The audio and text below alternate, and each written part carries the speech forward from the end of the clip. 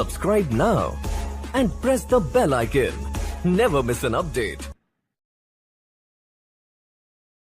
দোস্ত জানিস আমি জীবনে অনেক আন্দোলন করেছি কিন্তু কখনো পুলিশের হাতে মার খাইনি। আর আমি জীবনেও কোনোদিন আন্দোলন করি নাই, তারপরেও প্রত্যেকদিন পুলিশের হাতে মার খাই। মানে কি? দূর বেটা, জানাস না আমার বাবা তো পুলিশ। দোস্ত জানিস মেয়েটাকে আমি দ্বিতীয়বার দেখে প্রেমে পড়ে গেছি। কেন, প্রথমবারে কি অসুবিধা ছিল? কারণ প্রথমবার তো জানতাম না যে ও বড় লোকের মেয়ে। দোস্ত আর কইস না, আমার ওয়াইফের জন্য কারোর সামনে মুখ দেখাইতে পারি না, প্রত্যেক রাত্রে নাইট ক্লাবে যায়। আরে কি বলছিস, এ তো খুবই খারাপ কথা। তো নাইট ক্লাবে গিয়ে কি করে? সবার সামনে থেকে আমারে টাইনে হেঁচড়ে বাড়িতে নিয়ে আসে। আচ্ছা দোস্ত, তুই তোর কর্মচারীদেরকে কি এমন জাদু করেছিস বলতো যে তারা ইদানিং সময় মতো অফিসে আসা শুরু করেছে? জাদু না রে দোস্ত, আমার অফিসে 10টা চেয়ার কম, তাই সবাই সময় মতো পৌঁছানোর চেষ্টা করে যেন পরে এসে দাঁড়ায় থাকতে না হয়। কিরে, তোর বউ কাঁদছে কেন? জানি না, কারণ জিজ্ঞেস করি নাই। কেন জিজ্ঞেস করিসনি কেন? আরে এর আগে যতবার জিজ্ঞেস করছি ততবারই আমার পকেট খালি করে দিছে। দোস্ত জানিস মেয়েদেরকে আমার স্কুলের পরীক্ষার মতো মনে হয়। আচ্ছা কেন বলতো?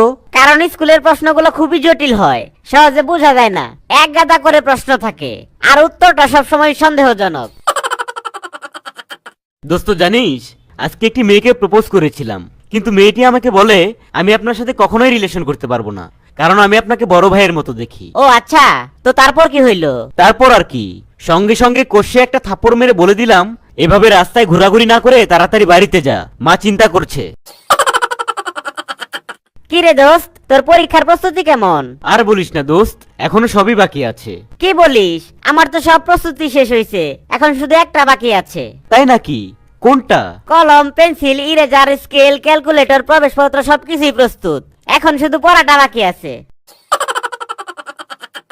দোস্ত জানিস কালকে আমার গার্লফ্রেন্ড জিজ্ঞেস করলো তুমি আমাকে কতটুকু ভালোবাসো। আচ্ছা তারপর তুই কি বললি? আমি বললাম এই মনে করো তুমি সিম আর আমি মোবাইল, সিম ছাড়া তো আর মোবাইল চলে না, তাই না? বাহ, খুবই ভালো কথা। তো তারপর তো সে অবশ্যই খুশি হয়েছে, তাই না? হ্যাঁ খুশি তো হয়েছে, কিন্তু সে তো আর জানে না যে আমি চাই না মোবাইল, যে মোবাইলে 4টা সিম ইউজ করা যায়। দোস্ত জানিস বাজারে নতুন একটা পারফিউম বের হয়েছে, আর পারফিউমটা গায়ে দিলে মেয়েরা ছুটে আসে। তাই নাকি? তো পারফিউমটার গন্ধটা কেমন বলতো? অনেকটাই নতুন টাকার মতো। আচ্ছা দোস্ত জানিস আজকে আমি আমার জীবনের সবচেয়ে ভয়ঙ্কর দুঃস্বপ্ন দেখেছি। তাই নাকি? আচ্ছা বল দেখি কি স্বপ্ন দেখছস? দেখেছি যে আমি আমার গার্লফ্রেন্ডকে নিয়ে শপিং করতে গিয়েছি। দোস্ত জানিস ফেসবুকে 8 মাস ধরে একটা মেয়েকে পটানোর চেষ্টা করছি। তাই নাকি? তো পটাইতে পারছিস? কিভাবে পটাবো বল? আজকে সে আমাকে মেসেজ করেছে যে ভাই আমি যদি মেয়ে হতাম তাহলে তো কত আগেই পটে যেতাম। আরে দোস্ত, আমি তো দেখে আসলাম তোর ঘরে আগুন লেগেছে, আর তুই এখানে কি করছিস? আজব তো, ঘরের চাবি তো আমার কাছে, আগুন ঢুকলো কিভাবে? দোস্ত তুই কিন্তু নাস্তা করার সময় নাস্তার সাথে একটা পোকা খেয়ে ফেলেছিস। কি বললি? এখন আমার কি হবে? আরে বন্ধু তুই কোনো টেনশন করিস না, আমি তোকে পানি খাওয়ার সময় পোকা মারার বিষও খাইয়ে দিয়েছি। দোস্ত যদি পোশাকের কথা বলিস তাহলে আমার ভাইয়ের কথা উল্লেখ করতে হবে।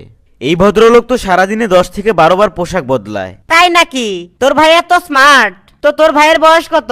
এই তো মাত্র 3 মাস। আচ্ছা দোস্ত শোন, আমি না তোর ডায়েরিটা পড়ে ফেলেছি। কি বললি? তোর এত বড় সাহস, তুই আমার গোপন ডায়েরি পড়ে ফেলছস? হ্যাঁ, তো তুই কি আমার উপর রাগ করেছিস? অবশ্যই রাগ করছি। আচ্ছা তাহলে মুখের মধ্যে শুকনা গোবর নিয়ে আমার দিকে ছুঁড়ে মার।